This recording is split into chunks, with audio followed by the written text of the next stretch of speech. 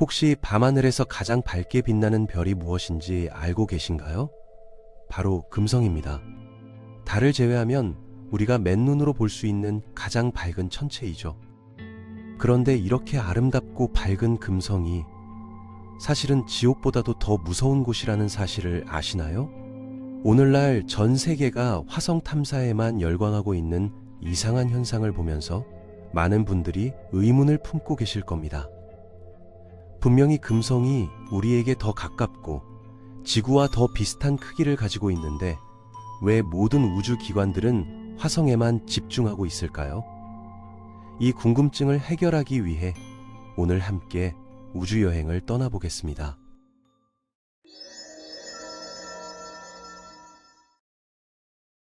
우선 기본적인 사실부터 확인해 보겠습니다. 지구에서 가장 가까운 행성이 무엇인지 정확히 알고 계시나요? 많은 사람들이 화성이라고 답하지만 실제로는 금성이 우리의 가장 가까운 이웃입니다. 금성과 지구 사이의 최단 거리는 약 4천만 킬로미터인데 이는 화성과의 최단 거리보다도 훨씬 짧죠. 하지만 여기서 흥미로운 반전이 있습니다. 평균적으로 계산해 보면 수성이 지구와 가장 오랜 시간을 가까이에서 보내는 행성이라는 점입니다. 이런 현상이 일어나는 이유는 각 행성들의 공전 속도가 다르기 때문인데 수성은 태양에 가장 가까워서 매우 빠른 속도로 돌면서도 상대적으로 지구 근처를 자주 지나가게 되는 거죠. 그렇다면 실제 우주선을 발사해서 다른 행성에 도달하는 관점에서는 어떨까요? 이때는 금성이 확실히 더 접근하기 쉬운 목표가 됩니다. 지구와 금성 사이의 거리가 가장 짧기 때문이죠. 반면에 수성은 화성보다도 도달하기 어려운 행성으로 알려져 있습니다. 수성에 가려면 복잡한 중력 보조 궤도를 이용해야 하거든요. 역사적으로 보면 금성은 인류에게 가장 매혹적인 천체 중 하나였습니다. 18세기 천문학자들은 금성의 태양 통과 현상을 관측하기 위해 전 세계로 원정을 떠났고 이를 통해 태양계의 실제 크기를 처음으로 정확하게 측정할 수 있었죠.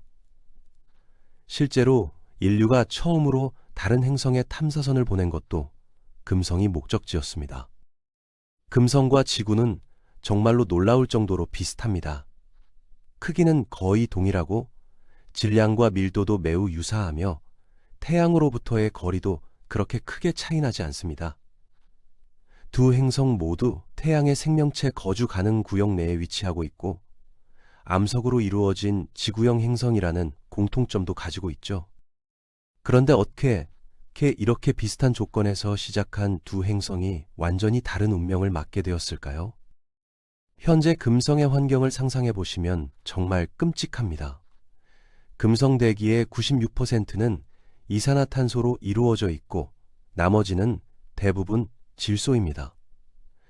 이 두꺼운 이산화탄소 대기 때문에 극심한 온실 효과가 발생해서 표면 온도가 평균 462도에 달하게 되었죠. 이 정도 온도면 납이나 아연 같은 금속도 녹여버릴 수 있는 수준입니다. 더욱 무서운 것은 금성의 구름이 순수한 황산으로 이루어져 있다는 점입니다. 지구에서는 물방울로 구름이 만들어지지만 금성에서는 황산 방울들이 구름을 형성하고 있는 거죠. 이런 황산 구름에서는 당연히 황산비가 내리는데 다행히 이 비는 지표면에 도달하기 전에 극도로 뜨거운 대기 때문에 증발해버립니다. 그렇지 않았다면 표면은 더욱 끔찍한 상태가 되었을 테니까요. 금성의 대기압은 지구의 약 90배에 달합니다.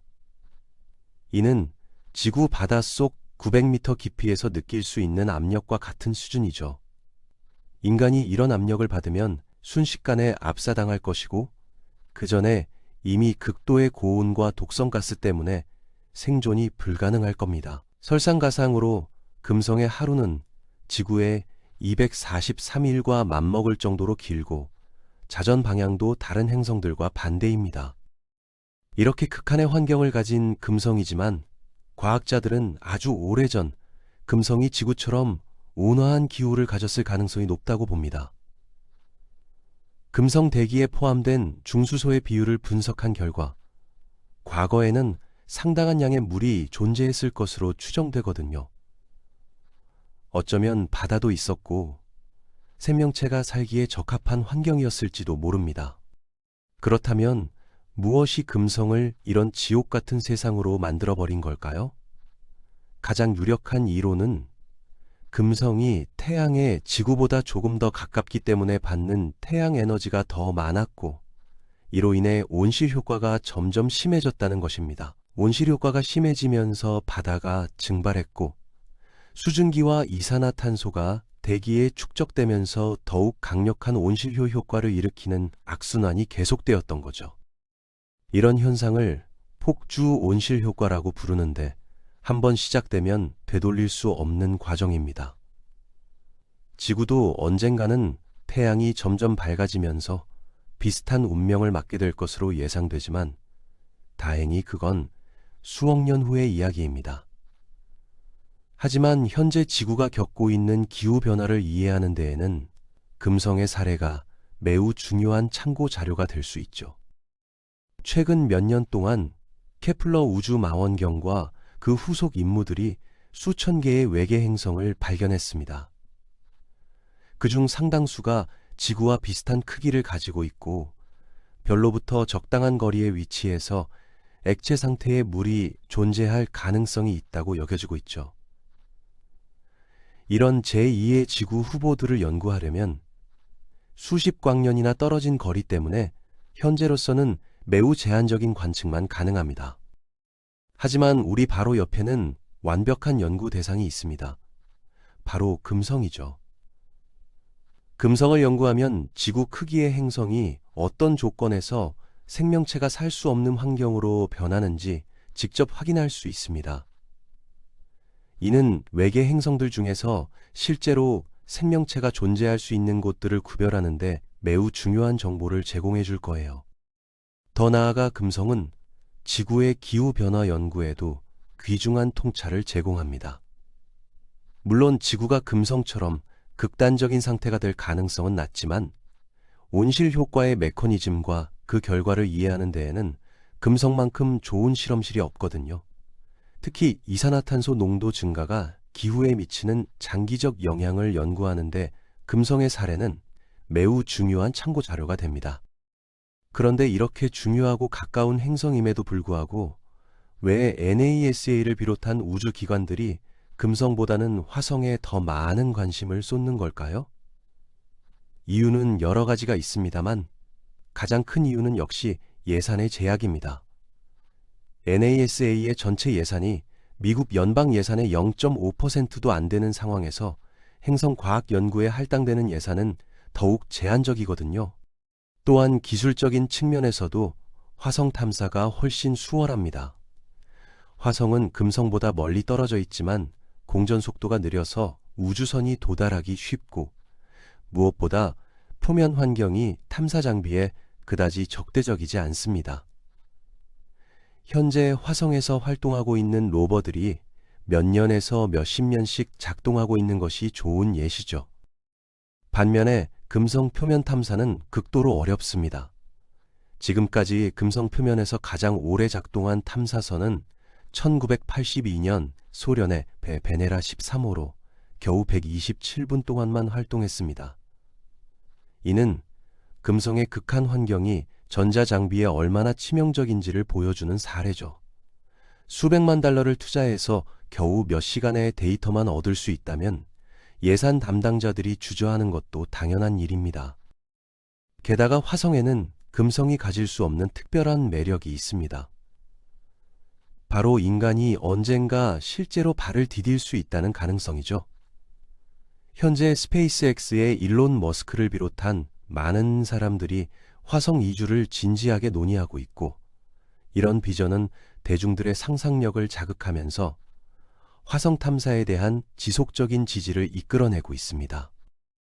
반면에 금성에 인간이 직접 가서 탐사할 가능성은 거의 없어 보입니다. 설사 기술이 발전한다고 해도 금성 표면은 인간이 견딜 수 있는 환경이 아니거든요. 대신 금성의 상층 대기에서는 비교적 온화한 환경을 찾을 수 있어서 일부 과학자들은 금성 대기 중에 구름 속에 떠 있는 공중도시 같은 개념을 제안하기도 합니다. 또 다른 중요한 이유는 외계 생명체 탐사에 대한 전 세계적인 관심입니다. 현재 대부분의 우주 탐사 프로젝트들은 직접적이든 간접적이든 생명체의 흔적을 찾는 것을 목표로 하고 있어요. 화성에서는 과거에 물이 흘렀던 증거들이 발견되고 있고, 현재도 지하에 액체 상태의 물이 존재할 가능성이 제기되고 있습니다. 목성의 위성 유로파나 토성의 위성 엔셀라두스 같은 곳들도 얼음 껍질 아래 거대한 바다를 품고 있을 것으로 추정되면서 생명체 탐사의 주요 대상이 되고 있죠. 이에 비해 현재의 금성은 어떤 형태의 생명체도 존재할 수 없는 환경으로 여겨져 왔습니다. 하지만 최근 들어 상황이 조금씩 바뀌고 있습니다. 2020년 금성의 대기에서 포스핀 PH3이라는 가스가 발견되었다는 연구 결과가 발표되면서 큰 화제가 되었어요. 포스핀은 지구에서는 주로 생명체의 활동으로 만들어지는 가스이기 때문에 금성 대기에 포스핀이 있다는 것은 미생물 형태의 생명체가 존재할 가능성을 시사하는 것으로 해석되었습니다. 물론 이 발견에 대해서는 논란이 많습니다. 후속 관측에서는 포스핀의 존재를 명확하게 확인하지 못했고, 설령 포스핀이 있다고 해도 생명체가 아닌 다른 화학적 과정으로도 만들 수 있다는 의견들이 제기되고 있거든요. 하지만 이런 논란 자체가 금성에 대한 과학계의 관심을 다시 불러일으키는 계기가 되었습니다. 실제로 금성의 상층 대기는 표면과는 완전히 다른 환경을 가지고 있습니다. 고도 5-60km 지점에서는 온도가 0-60도 정도로 비교적 온화하고 압력도 지구 표면과 비슷한 수준입니다. 물론 여전히 황산구름이라는 문제가 있지만 일부 극한 미생물들은 이런 환경에서도 생존할 수 있을지도 모르죠. 지구에는 황산 온천이나 산성 호수 같은 극한 환경에서 살아가는 미생물들이 실제로 존재합니다. 만약 이런 생명체들이 과거의 금성에서도 진화했다면 행성 환경이 악화되면서 대기 중으로 피신해서 지금까지 살아남았을 가능성도 완전히 배제할 수는 없어요. 물론 이는 여전히 추측에 불과하지만 충분히 흥미로운 가설입니다. 이런 새로운 관심 덕분에 최근 몇 년 사이에 금성 탐사에 대한 계획들이 다시 활발해지고 있습니다. 2021년 NASA는 2개의 새로운 금성 탐사 임무를 발표했어요. 바로 DAVINCI, Deep Atmosphere Venus Investigation of Noble Gas, Chemistry and Imaging와 VEITAS, Venus Emissivity, Radio Science, 인사, Topography and Spectroscopy 임무입니다. DAVINCI 임무는 금성 대기를 직접 분석하기 위한 탐사선을 보내는 프로젝트입니다.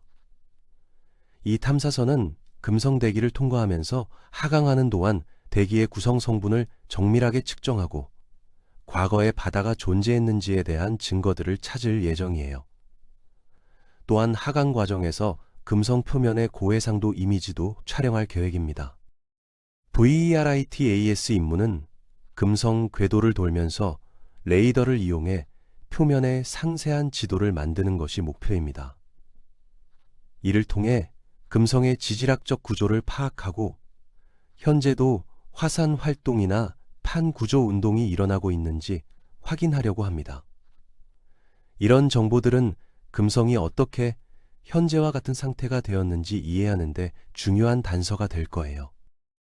이 두 임무는 각각 약 5억 달의 예산이 할당되었고 2028년에서 2030년 사이에 발사될 예정입니다. 만약 이 임무들이 성공적으로 수행된다면 우리는 금성에 대해 훨씬 더 자세한 정보를 얻을 수 있을 것이고 어쩌면 금성의 구름 속에 생명체가 존재하는지에 대한 결정적인 증거도 찾을 수 있을지 모릅니다. 미국뿐만 아니라 다른 나라들도 금성 탐사에 관심을 보이고 있습니다. 유럽 우주청 ESA는 이비전이라는 금성 궤도선 임무를 계획하고 있고, 러시아는 베네라 D 프로젝트를 통해 궤도선과 착륙선을 동시에 보내려는 야심찬 계획을 추진하고 있어요. 인도 우주연구기구 ISRO도 슈크라얀 1호라는 금성 탐사선 계획을 발표했습니다. 이처럼 전 세계적으로 금성에 대한 관심이 다시 높아지고 있는 이유는 무엇일까요? 우선 기술의 발전으로 예전보다 훨씬 정교하고 내구성 있는 탐사 장비를 만들 수 있게 되었다는 점을 들 수 있습니다.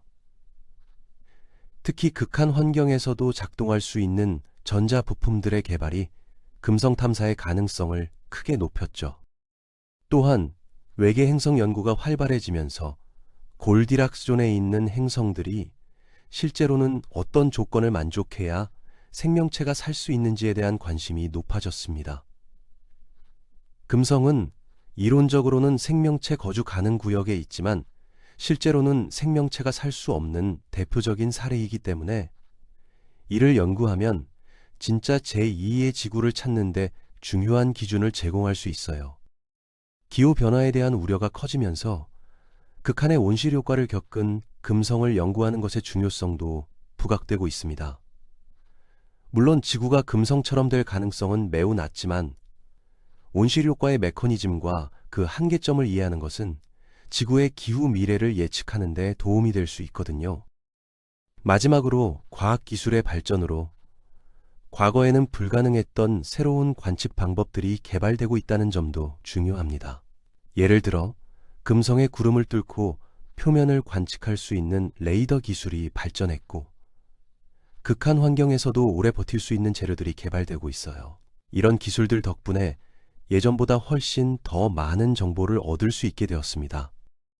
결론적으로 금성은 여전히 화성만큼 주목받지는 못하고 있지만 과학적으로는 화성 못지않게 중요한 연구 대상입니다. 앞으로 계획된 여러 탐사 임무들이 성공한다면 우리는 태양계의 역사와 행성의 진화, 그리고 생명체의 가능성에 대해 훨씬 더 깊이 있는 이해를 얻을 수 있을 것입니다. 누가 알겠습니까? 어쩌면 금성의 구름 속에서 놀라운 발견이 우리를 기다리고 있을지도 모르죠. 비록 표면은 지옥 같은 환경이지만 그 위의 하늘에는 우리가 상상하지 못한 비밀들이 숨어 있을 수도 있으니까요.